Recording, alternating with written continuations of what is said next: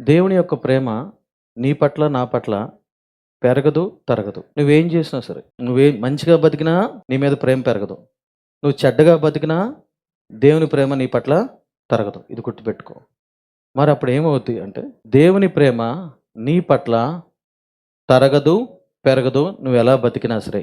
కానీ నువ్వు మంచిగా బతుకుతే నీకు దేవుడి మీద ప్రేమ పెరుగుద్ది. నువ్వు చెడ్డగా బతికితే నీకు దేవుని మీద ప్రేమ తగ్గుద్ది. ఇది బాగా పెట్టుకో మైండ్లో. ఆయన మారని దేవుడు. ఆయన ప్రేమ ఒకవేళ నీలాగా నాలాగా మారిపోతే ఆయన దేవుడు కాదు. నీ ప్రేమ నా ప్రేమ మనిషి మంచిగా ఉంటే వాడిని ప్రేమిస్తాం, హత్తుకుంటాం, బాగుంటుంది. ఏమన్నా మనకు మనసుకు నచ్చినట్టు చేస్తే అంత ప్రేమించలేము. ఏమో నేను నా గురించి చెప్తున్నా. నేను ఎంతో కొంత మనిషిని ఉన్నాను కాబట్టి, మొత్తం దేవుడిని కాదు కాబట్టి మారుతూ ఉన్నా, దేవుడిలో మారుతూ ఉన్నా. కానీ ఎంతో కొంత చింతకాయ అంతంతా నాకు ఒకటి ఉంది. ఏంటది? మంచిగా ఉంటే వాడిని ప్రేమించాలనిపిస్తుంది, తేడాగా చిరాగ్గా బతికితే వాడిని అసహించుకోవాలనిపిస్తుంది. కానీ దేవుడు ఏంటంటే అట్లా కాదు. దేవుని ప్రేమ మారదు కనుక నువ్వు ఎలా బతికినా సరే దేవుడి ప్రేమ నీ పట్ల మారదు, కానీ నీ ప్రేమ దేవుడి పట్ల మారుతుంది.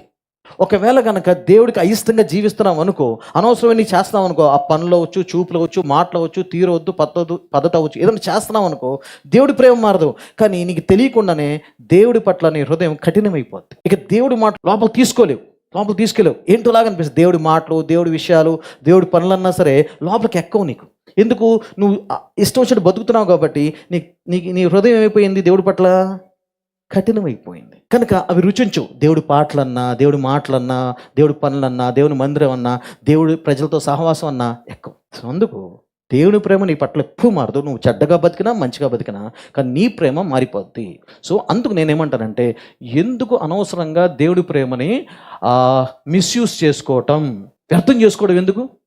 చక్కగా ఉపయోగించుకోవచ్చుగా, మంచిగా వాడుకోవచ్చుగా. చక్కగా వాడుకోవచ్చు. ఆయన ప్రేమను వాడుకో, నువ్వు ఎదుగు, మంచిగా బతుకు.